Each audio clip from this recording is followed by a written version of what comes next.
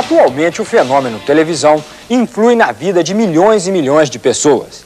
Este invento, considerado como meio indispensável à comunicação de massa, transformou o mundo e as pessoas que nele vivem.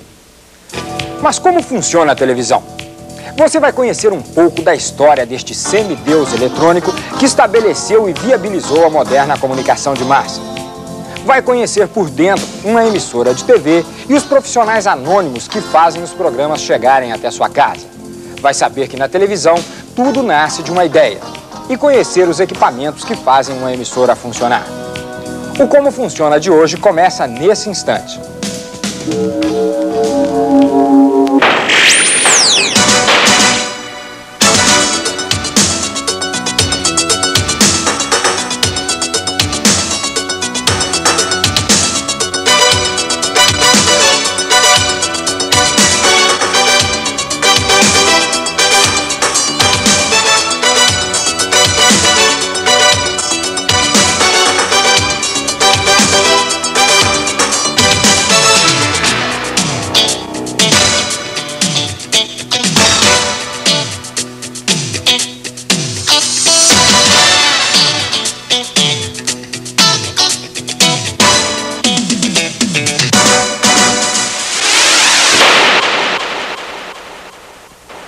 Conheça melhor este hábito, que se liga e desliga através de um botão.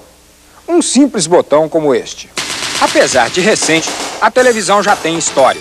Uma história de magia. A televisão é mágica. Desde que em 1844, Paul Nipkow, um inventor germano-russo, patenteou o disco analisador, um aparelho para transmitir imagens bem rudimentares, o homem não parou mais de buscar a perfeição. Mas só em 1923 é que o americano nascido na Rússia, Vladimir Zorikin, registrou o iconoscópio, o avô do moderno tubo de televisão. A primeira transmissão de televisão deu-se no dia 30 de abril de 1939, em Nova York, quando era inaugurada a exposição O Mundo de Amanhã. O homem estava quase materializando o sonho, dominando a mágica. Em 1945, existiam poucos televisores. Em 1949, 1 milhão de aparelhos já estavam instalados. Em 1951, este número sobe para 10 milhões de televisores. Em 1958, para 46 milhões. Em 1977, 121 milhões. E hoje, existem 562 milhões de aparelhos de televisão instalados no mundo todo. Para você ter uma ideia, se colocássemos um aparelho sobre o outro, faríamos 27 mil montanhas do tamanho do Corcovado e ainda sobrariam televisores. Do pequeno invento de 1939 até hoje, a televisão deu um grande passo para se tornar um grande negócio mundial. A televisão não se limita a fazer parte do cotidiano de milhões de lares. Ela reina nos colégios, nos hospitais, nos laboratórios e nas indústrias. Hoje somos vigiados pelo olhar eletrônico de uma câmera de TV em bancos, lojas e até em padarias. Nos céus, satélites espiões enviam informações para suas bases através de câmeras de televisão. Televisão, numa tradução literal, significa ver à distância. Mas para que milhares de pessoas possam ver as imagens que são projetadas nesta tela, é necessário que essas imagens sejam focalizadas por uma câmera, como esta, por exemplo. Uma câmera tem um funcionamento semelhante ao olho humano. Nós vemos os objetos porque a luz neles refletida entra pelos nossos olhos. Da mesma forma, a lente da câmera capta a luz.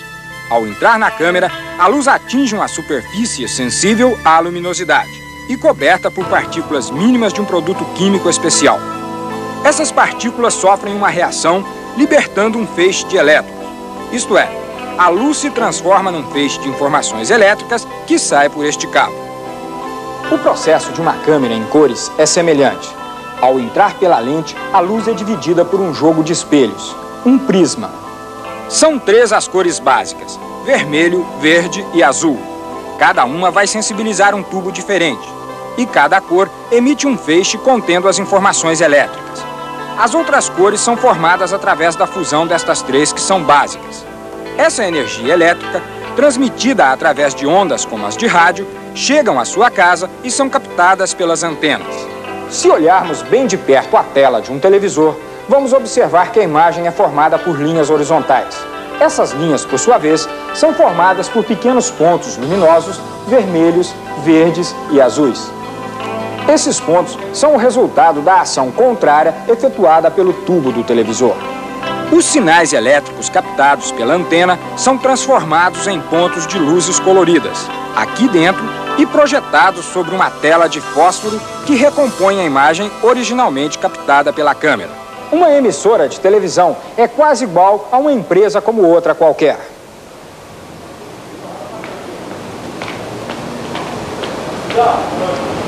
Mas para que numa emissora de televisão a câmera possa mostrar uma imagem, muita coisa precisa ser feita.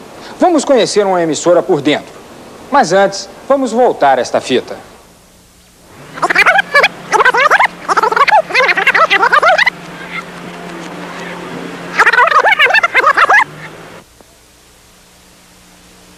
Sendo assim, sua parte administrativa é basicamente igual a de qualquer outra empresa. É dela a obrigação de viabilizar os sonhos da área artística, que nem sempre são poucos e nem fáceis.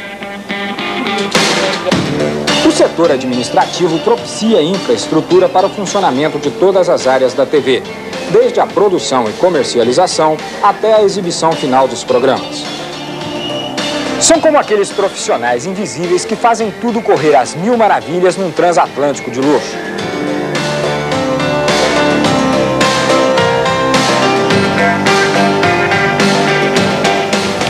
A seguir, nós vamos conhecer a área técnica, onde os sonhos se tornam materiais e o impossível sempre tem que acontecer.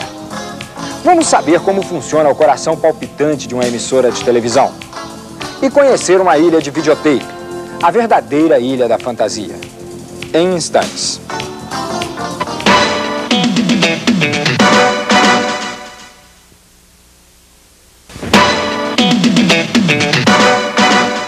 Atenção, plaquete, atenção, valendo, gravando. Se no começo da era televisão, este veículo era tratado como um rádio com imagem, hoje a TV já encontrou a sua linguagem própria, chegando a aperfeiçoar o sistema de som, transmitindo inclusive programas em estéreo. São vários os microfones utilizados num estúdio. Este aqui, por exemplo, o microfone convencional, mais conhecido por microfone de mão, é utilizado pelo departamento de telejornalismo nas reportagens externas, enquanto que no estúdio os apresentadores usam microfone de lapela. De tamanho muito reduzido, colocado na altura do peito através de presilhas próprias, esses microfones têm alcance limitado. Por isso, não podem ser usados num programa de auditório, por exemplo. Para animar um programa de auditório, o apresentador usa microfone sem fio, que lhe dá a liberdade de movimento de que ele precisa. Esse microfone sem fio pode ser usado na mão ou preso junto ao peito, com uma armação especial. Em novelas e programas humorísticos, geralmente é usado esse tipo de equipamento, chamado boom. O operador, ou boomman, direciona os microfones de acordo com a distância dos atores no estúdio. O microfone não aparece em cena, mas capta perfeitamente a voz dos atores. Um outro microfone utilizado nas gravações de programas humorísticos e telenovelas é este aqui, conhecido na intimidade pelo nome de girafa. De grande alcance, ele também consegue captar o som à distância e, por isso mesmo, ficar fora de cena.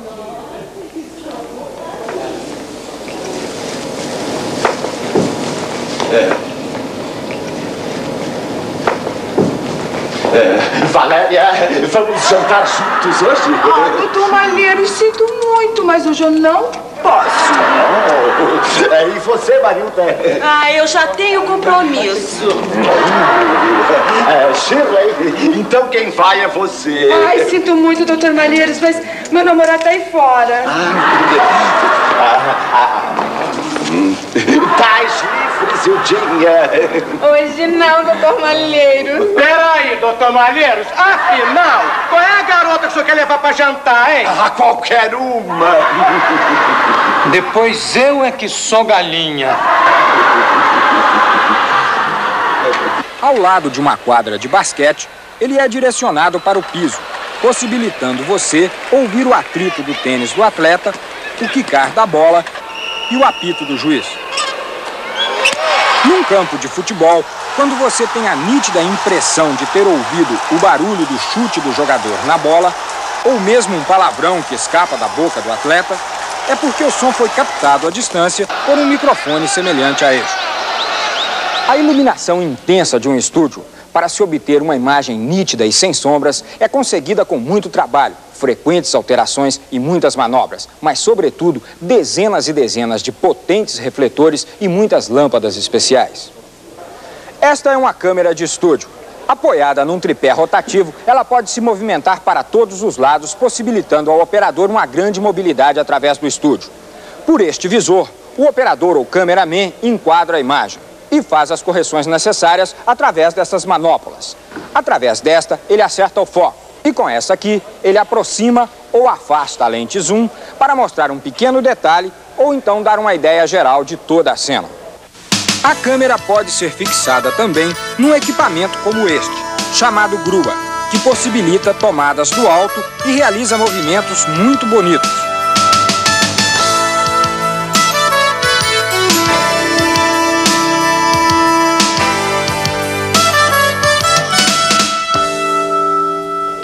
No estúdio, pode funcionar várias câmeras simultaneamente, colocadas em ângulos diferentes. As imagens captadas são levadas pelos cabos até uma sala, onde o diretor do programa seleciona aquela que você vai assistir em sua casa. Vamos ver como isto funciona. É aqui nesta sala de corte que o diretor escolhe as imagens que ele quer colocar no ar. Cada câmera envia uma imagem diferente para um desses monitores e o diretor seleciona aquelas que você vai assistir em sua casa depois de um cuidadoso, mas rápido exame. O operador da mesa de controle, além de orientar o cameraman sobre o melhor ângulo para focalizar a cena, ao pedido do diretor do programa, coloca a imagem escolhida no ar. Além das imagens enviadas para esta sala pelas câmeras do estúdio, o diretor tem ainda as imagens que chegam através do videotape ou filme, segundo as necessidades do programa. Roda, BT. Roda, TC. Essas decisões são tomadas em frações de segundo. Um operador de switcher processa em média de 5 a 25 operações por minuto. As imagens escolhidas, conjugadas com o som captado pelos microfones e processado por uma mesa de áudio, são enviadas para o transmissor e, depois de transformados em ondas de rádio, vão para o ar.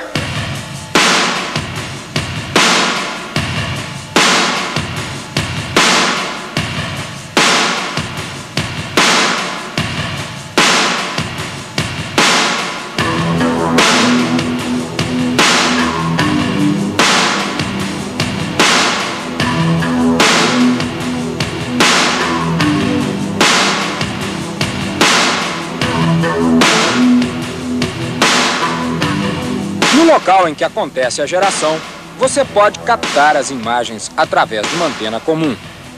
Nas outras cidades e outros estados, é necessário a retransmissão através de torres próprias ou da utilização de um satélite da Embratel. Os programas de televisão, em sua maioria, são gravados em videotape. E nós vamos saber agora como é que funciona uma ilha de VT e como se faz uma edição. Antes que o homem inventasse a fita magnética para registrar imagens, o único processo existente para isso era em filme, igual ao utilizado pelas máquinas fotográficas normais. Mas neste caso, para se poder ver uma imagem registrada numa película cinematográfica, o filme tem que ser revelado com produtos químicos, um processo caro e demorado. Mas no caso da fita magnética do videotape, pode-se registrar a imagem e no instante seguinte reproduzir-se o que foi gravado, da mesma maneira que as fitas de gravação de som. Mas no caso das fitas magnéticas de videotape, pode-se registrar a imagem e no instante seguinte reproduzir-se o que foi gravado, da mesma maneira que as fitas de gravação de som.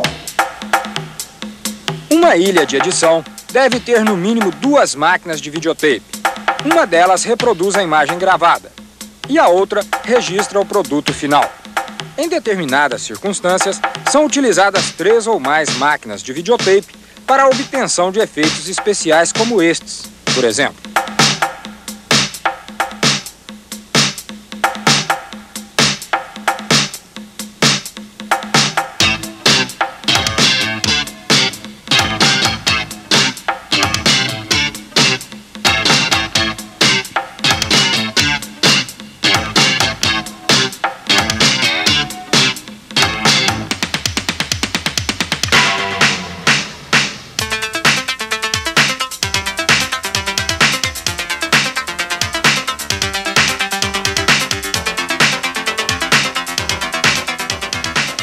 O editor do programa tem a responsabilidade de, segundo o diretor, limpar as fitas a serem exibidas. Ou seja, ele escolhe os melhores momentos do programa e deixa de lado os erros cometidos na gravação.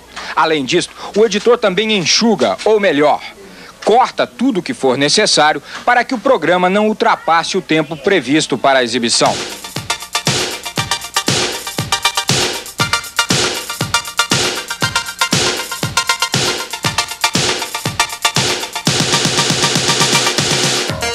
O programa recém-editado é encaminhado ao tráfego de fitas, onde vai ficar à disposição da emissora.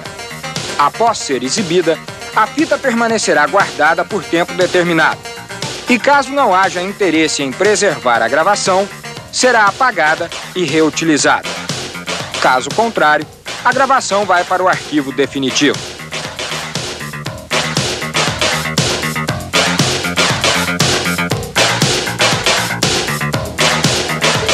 Aqui no Switcher Master, o tempo é contado em frações de segundo, obedecendo-se rigorosamente a um roteiro elaborado pela direção de programação. E é neste roteiro que se estabelecem os tempos de duração de cada intervalo comercial, bem como o tempo de cada programa, além da sequência geral da programação, ou seja, a ordem pela qual programas e comerciais serão exibidos. Atenção rede, tempo 2 minutos, tempo 2 minutos. Segundo break, 4 minutos, 4:00. Antes do break tem a chamada Chaves. Fechando o break tem a chamada O Gordo. E aqui no Master Satellite, o operador separa os comerciais e programas que devem ser vistos em todo o Brasil daqueles que serão exibidos apenas na região de cada emissora. Além disso, o Master Satellite coordena e orienta todas as emissoras da rede com relação à programação nacional e à programação local.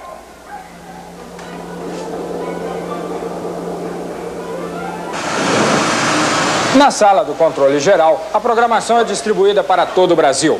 Aqui são feitas todas as conexões diretamente com a Embratel para que as imagens geradas neste local possam abranger todos os cantos do país.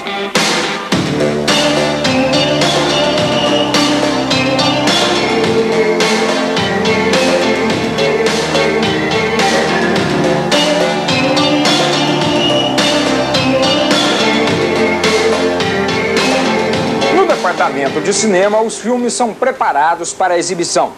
Assim que recebidos, são revisados integralmente para não apresentarem problemas na hora de ir ao ar.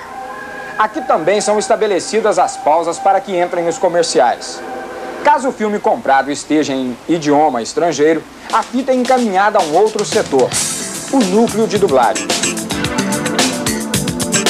Aqui no núcleo de dublagens são realizadas sistematicamente 10 operações de transformação.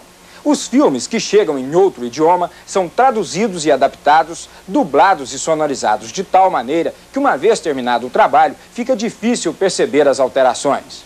O trabalho é difícil e minucioso. A primeira etapa é a tradução.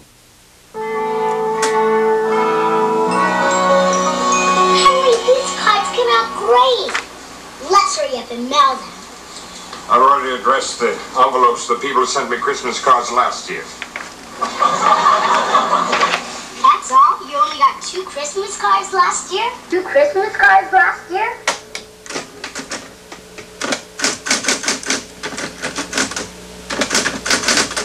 O filme, programa ou desenho animado são copiados a partir de uma fita matriz de videotape de 1 polegada, onde é registrado o time code, um código de tempo que estabelece identidade de sincronismo.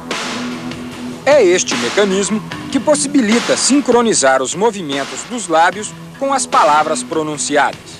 As cópias em VT ou Matic vão para os estúdios de dublagem juntamente com a fita de áudio de 8 pistas, onde serão registradas as vozes e os efeitos.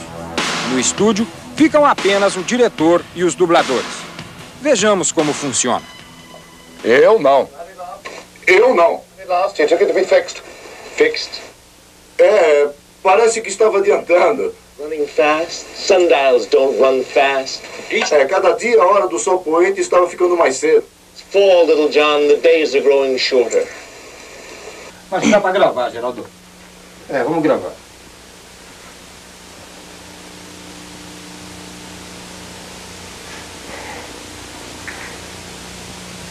Posso ajudá-lo?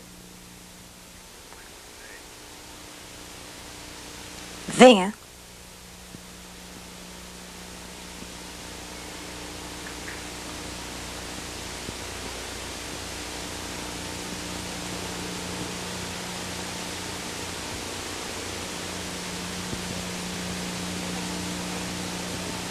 Luta braço de ferro? Luta braço de ferro? Não. É a diversão por aqui. São os campeões dos últimos 10 anos. Com o trabalho de colocação de vozes concluído, a fita de áudio vai para uma das ilhas de mixagem. Ali, inicia-se o trabalho de sonorização. Os diálogos em português e os efeitos ou ruídos são mixados ou misturados às várias músicas necessárias para as diferentes situações e climas psicológicos do programa em dublagem. Só por enquanto.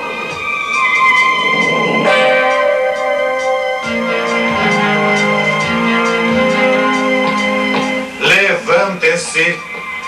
O júri já chegou a uma decisão sobre o caso dos Estados Unidos contra Blackthorn, Shore e o Toxoid. Sim, meritíssimo, chegamos. Meritíssimo, antes que o júri pronuncie sua decisão, gostaria de renovar meu pedido de habeas corpus interdicti delinquo. Pedido negado. Meus clientes são vítimas de uma grande injustiça. O SBT é a única rede brasileira de televisão que possui um serviço de dublagens. Desde que esse setor aqui foi implantado até os dias atuais, já foram produzidas mais de 5.000 horas de dublagens, o que nos projeta a uma média de 400 horas por ano, cerca de 35 horas por mês, 1 hora e 30 minutos a cada dia. Mas para além da importância e da necessidade deste trabalho, a dublagem também pode, muitas vezes, nos apresentar inusitadas surpresas. A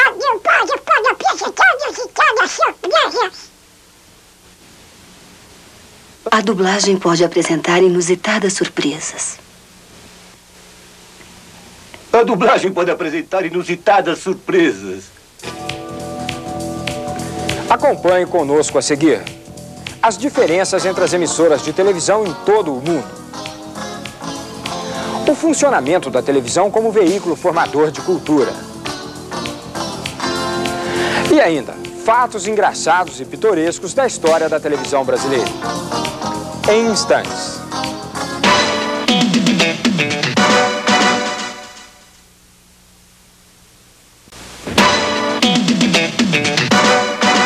Senhoras e senhores telespectadores, boa noite.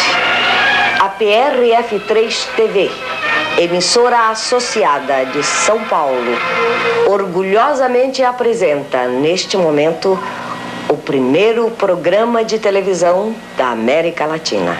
Com essas palavras, a atriz Yara Lins abriu o primeiro programa da TV Tupi de São Paulo, exatamente às 22 horas do dia 18 de setembro de 1950, com 1 hora de atraso.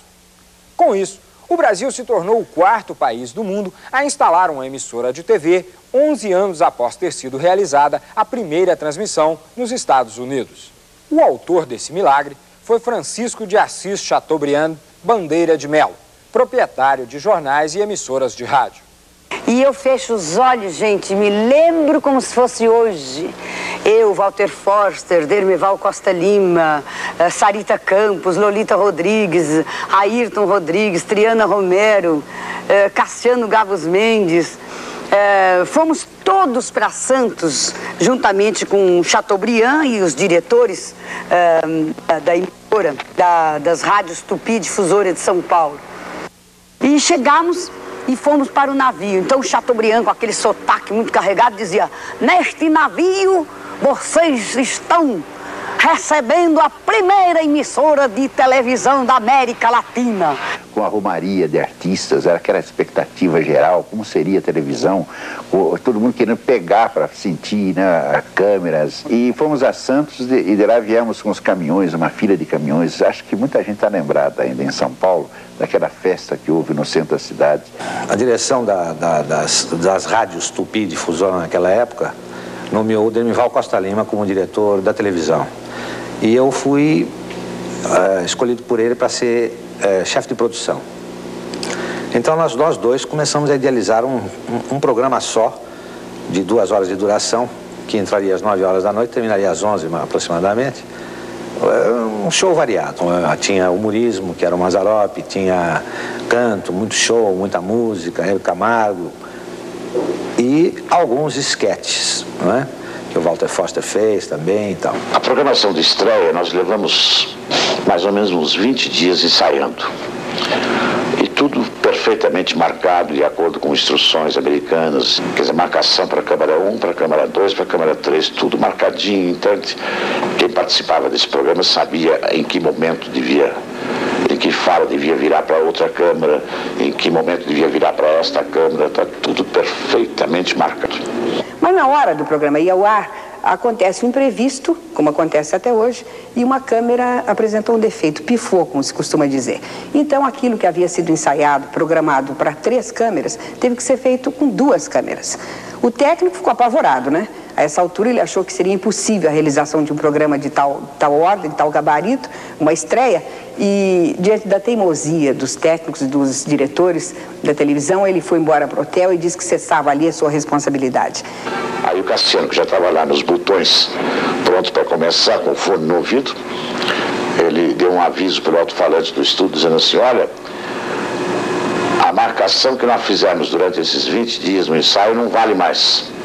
Vamos fazer o programa que eu vou cortando daqui, vocês não se preocupem que eu dou a imagem aqui. Nesse dia eu não ia fazer nada, mas 2 dias antes a cantora oficial do hino caiu de cama com uma gripe violenta, que era Hebe Camargo, e o Dermeval Costa Lima, que foi o primeiro diretor de televisão da América Latina, me chamou. Eu aprendi correndo o hino, sou a única pessoa no mundo que conhece o hino da televisão brasileira. A música foi feita pelo Marcelo Tupinambá e a letra foi feita pelo Guilherme de Almeida. Vingou como tudo vinga no teu chão, Piratininga, a cruz que Anchieta plantou, e dir-se-á que ela hoje acena por uma altíssima antena, a cruz que Anchieta plantou. O programa realmente foi um sucesso, porque muita gente assistiu. E o técnico assistiu do hotel onde ele estava, porque a essa altura já havia alguns aparelhos de televisão. Quando o programa terminou, ele entrou estúdio adentro, dando parabéns aos loucos, aos teimosos e maravilhosos técnicos brasileiros.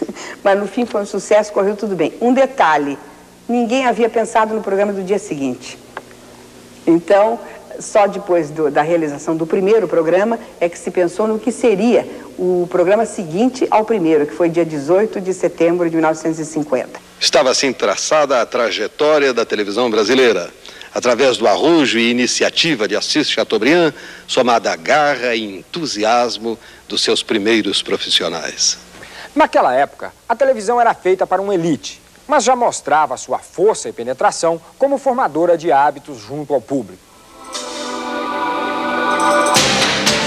Hoje, este veículo influi na vida de milhões e milhões de pessoas que vivem no que podemos chamar de mundo civilizado.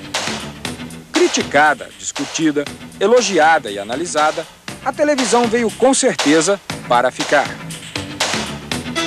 Mas o que todos precisamos entender é que a televisão não é simples inovação técnica casual.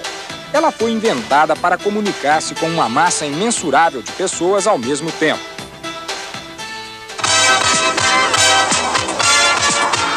A TV leva para dentro de nossas casas o mundo todo, abrindo assim uma janela para o universo que se estende a partir daquela minúscula tela. Depois de milhões de anos em que a civilização evoluiu lentamente, a humanidade modificou os seus costumes em apenas 1 ou 2 décadas.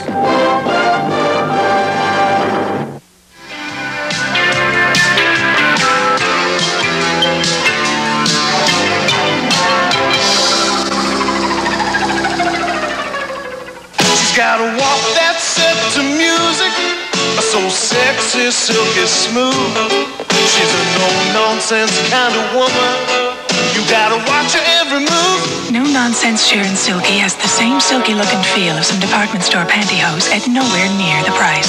Her legs steal the show, but it's never an act. And if you whistle at her, she might whistle back. No nonsense. Well, if the attitude fits, wear it. Não transcorreu muito tempo até que um desfile de comerciais pregasse a doutrina do consumo.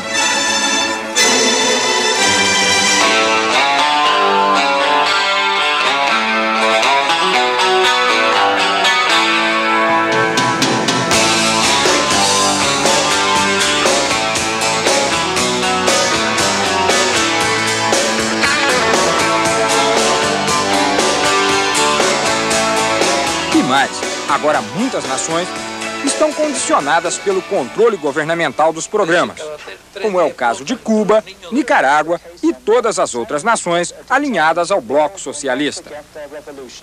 A televisão é um instrumento do poder sobre os sentimentos,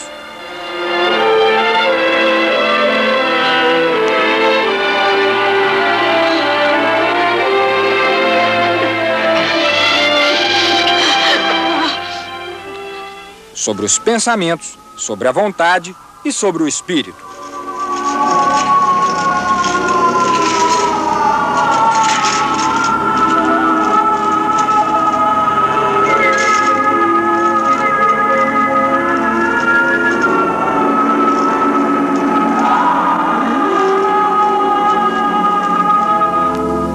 O olho humano, do espírito e da alma, está sendo substituído gradativamente pelo olhar eletrônico das câmeras de televisão.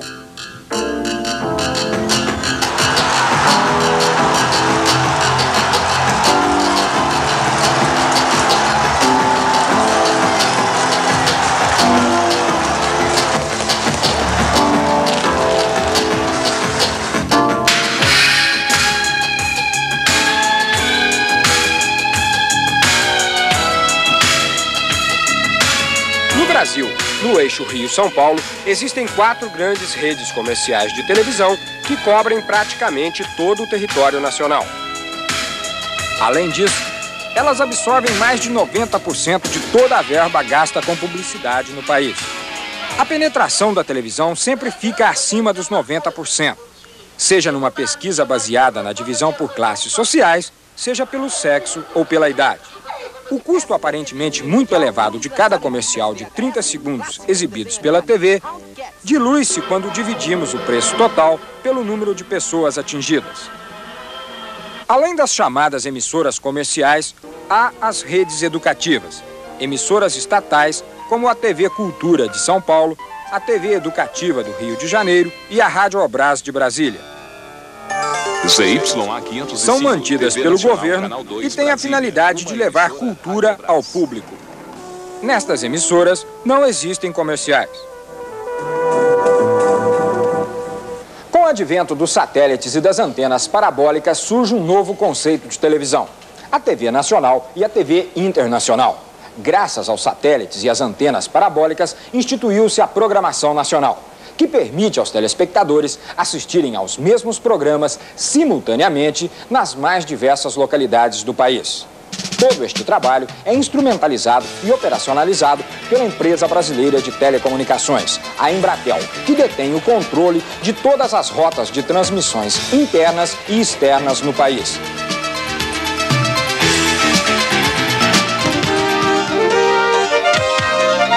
As emissoras que retransmitem esses programas podem integrar uma rede ou um sistema.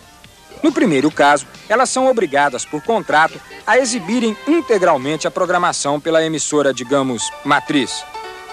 As emissoras que integram um sistema, por outro lado, se comprometem a exibir apenas determinados programas indicados em contrato, ficando com parte do espaço de suas programações livre para ser preenchido com produções próprias.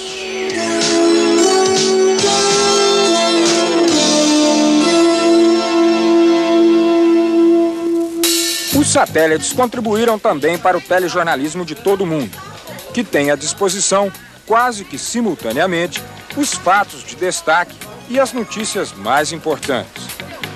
A redação de um telejornal pouco difere da redação de um jornal impresso ou de uma revista. Aqui existem basicamente as mesmas funções: redatores, editores, chefes de reportagem, repórteres e mais as equipes técnicas necessárias para se colocar no ar um telejornal.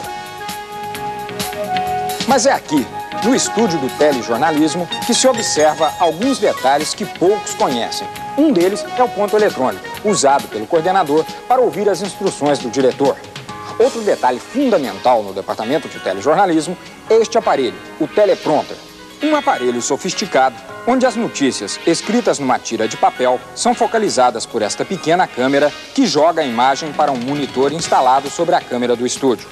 Através de um jogo de espelho, a notícia aparece escrita sobre a lente, permitindo que o apresentador leia o seu texto sem desviar os olhos da câmera. O secretário de Estado, George Shultz, disse hoje em Bruxelas que a questão dos mísseis nucleares móveis é o problema mais difícil nas negociações entre Washington e Moscou. George Shultz relatou aos seus aliados da OTAN, o Pacto Militar do Atlântico Norte, as conversações que manteve nos últimos 3 dias em Moscou com a liderança soviética.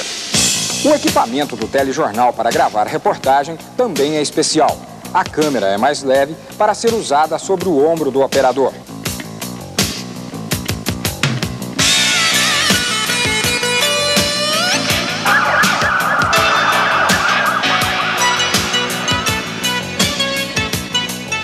Mas não se pode esquecer, neste mundo da televisão, dos artistas anônimos que fazem deste veículo um importante instrumento formador de opinião e de costumes. Vamos começar pela cenografia.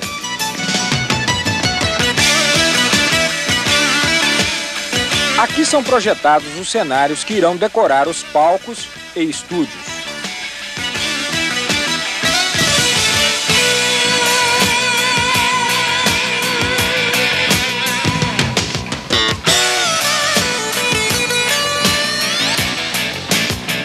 Na cenotécnica, são executados os projetos dos cenógrafos, obedecendo rigorosamente às plantas.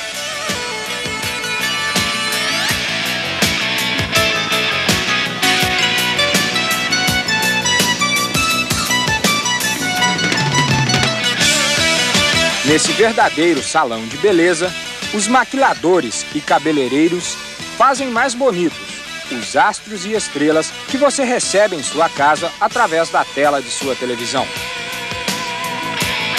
Mas estes artistas da beleza, às vezes têm de realizar um serviço inverso: transformar um artista. É a chamada maquilagem de caracterização. E para completar a caracterização dos artistas, há que se ter um verdadeiro acervo de roupas antigas e modernas. Figurinistas estão sempre criando novos modelos para que as camareiras vistam com propriedade e elegância todos os participantes de um programa.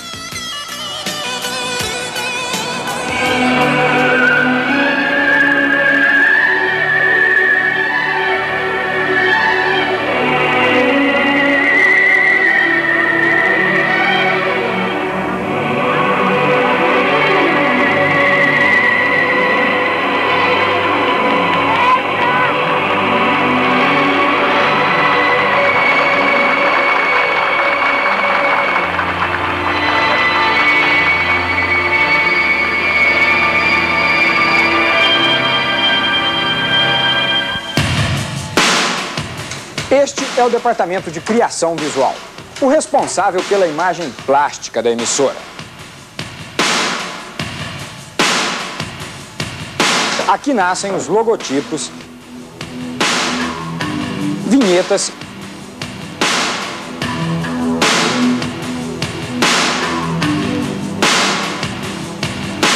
e aberturas de programas.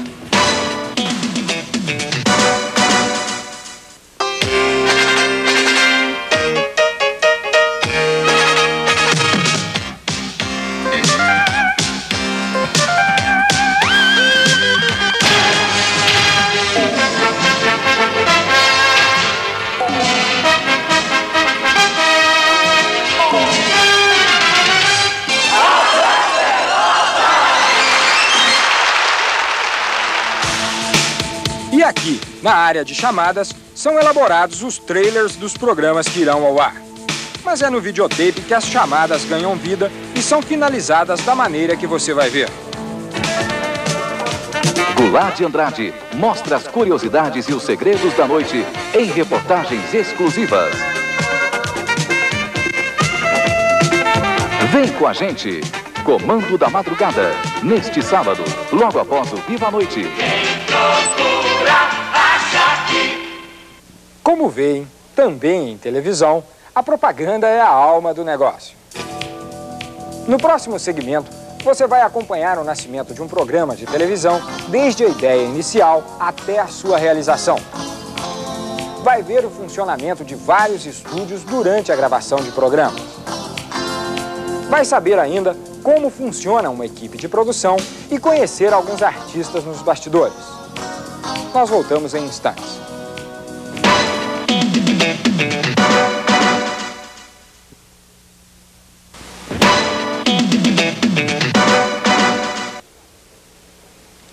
Existem muitos planetas no universo de uma emissora de televisão. Todos eles gravitam em torno de uma única estrela, a área artística, responsável pela criação e realização dos programas, nosso produto final. De toda a área artística, o setor de produção é o mais ativo, o que mais trabalha.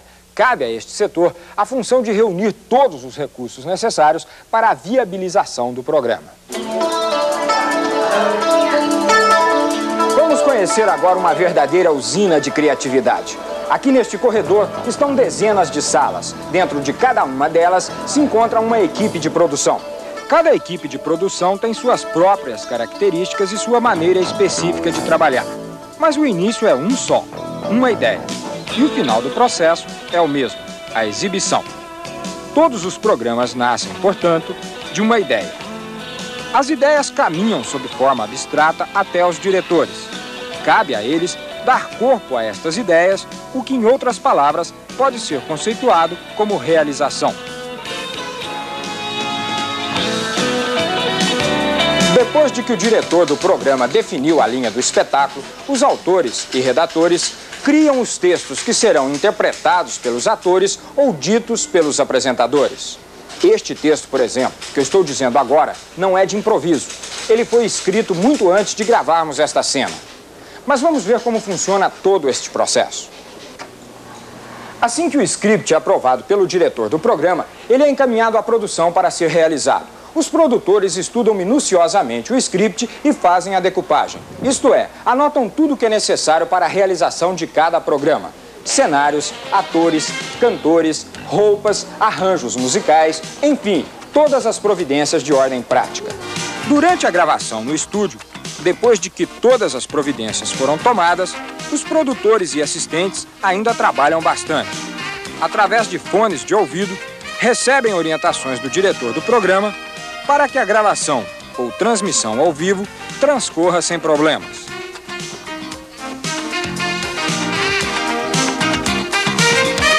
A equipe do programa Hebe, por exemplo, reúne-se semanalmente com a apresentadora para a discussão dos assuntos da semana seguinte. Uma história de jornal, uma ideia, tudo é válido para se fechar o programa.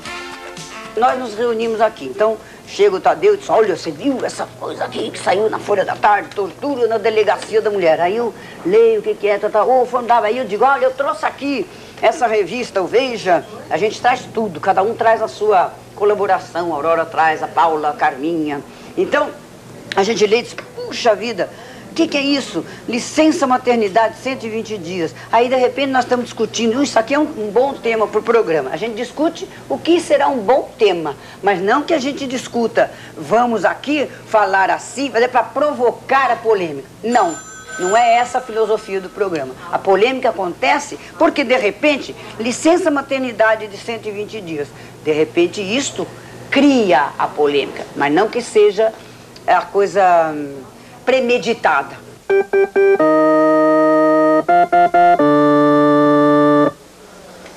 Algumas emissoras têm um departamento musical muito ativo. Aqui são feitos os arranjos das músicas que serão executadas ao vivo. Esse trabalho é realizado pelos maestros arranjadores e transposto para a pauta pelos copistas.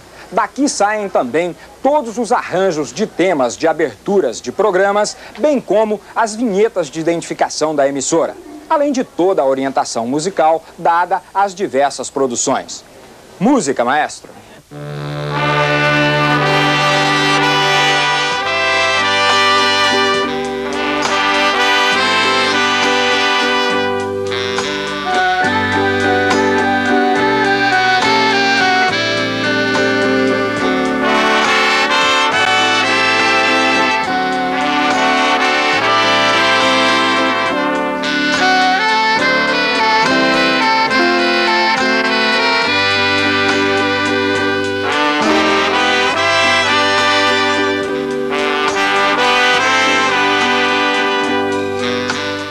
Se vocês estão pensando que um programa de televisão custa muito dinheiro, acertaram na mosca. Custa mesmo. Para administrar essa despesa, toda a emissora conta com a assessoria de um departamento de planejamento e controle. Dentro das previsões de custo, cada programa tem uma maleabilidade de gastos controlada por este departamento.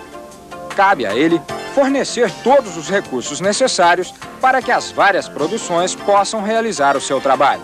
E haja recursos para alimentar esta oficina de imagens, sons e fantasia.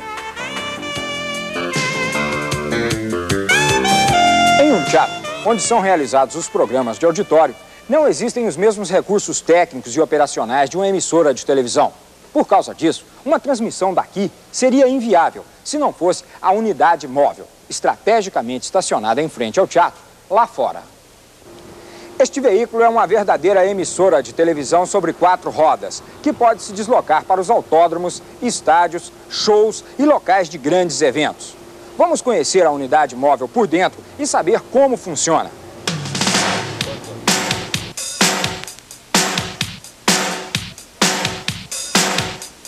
A unidade móvel de televisão reúne os 3 elementos básicos para a transmissão e gravação de um programa de televisão.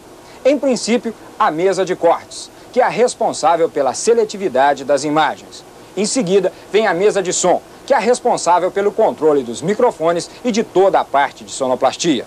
Acoplada a esta unidade móvel, ainda vem os videotapes, que são os responsáveis pela gravação do evento ou da transmissão e também para serem usados durante eventuais transmissões com material gravado anteriormente. Com estes 3 elementos reunidos, a unidade móvel de televisão passa a reunir todos os recursos necessários para uma transmissão fora da emissora. Numa transmissão em local distante da emissora, como um campo de futebol ou no desfile das escolas de samba, a unidade móvel envia o sinal para a emissora através de links, micro-ondas ou antenas parabólicas. É ou não é uma indústria inesgotável de magia? No módulo seguinte, vamos conhecer a profecia de Marshall McLuhan, a televisão do futuro. Sua Majestade o Auditório, o segredo deste eterno sucesso. E vamos nos divertir com mais algumas travessuras deste diabinho eletrônico, o Quantel. Nós voltamos em instantes.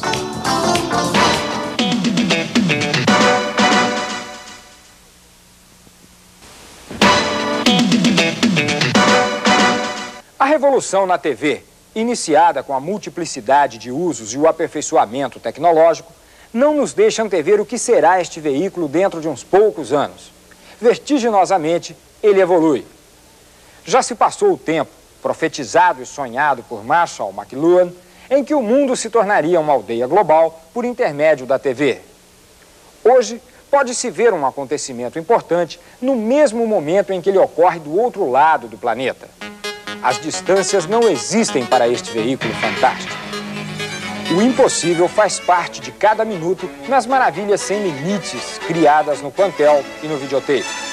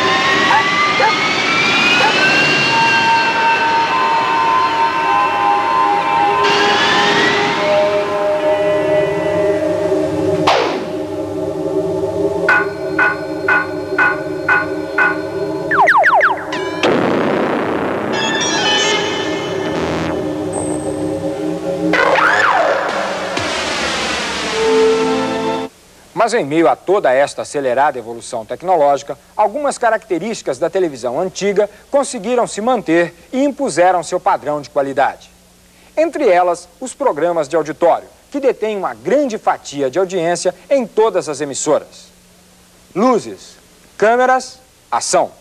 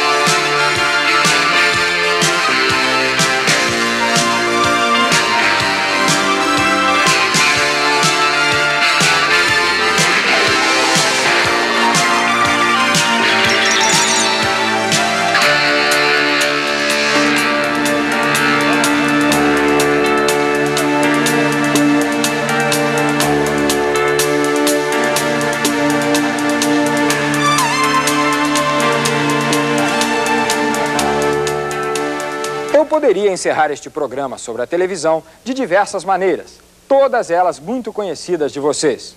Poderia, como os companheiros da TV Manchete, me despedir dizendo: boa noite, fique com a gente. Ou como o Ibrahim Suede, ademã. Ou até beijinho, beijinho, tchau, tchau. Poderia, uma forma muito usada, dizer até a próxima e ficar em still, isto é, congelado, e os créditos do programa começariam a rodar pelo gerador de caracteres. Antes, porém, de terminar o programa, eu tenho um convite a você. Exerça sua curiosidade. Vale a pena ficar sabendo das coisas. Agora sim. Obrigado pela atenção e até o próximo Como Funciona.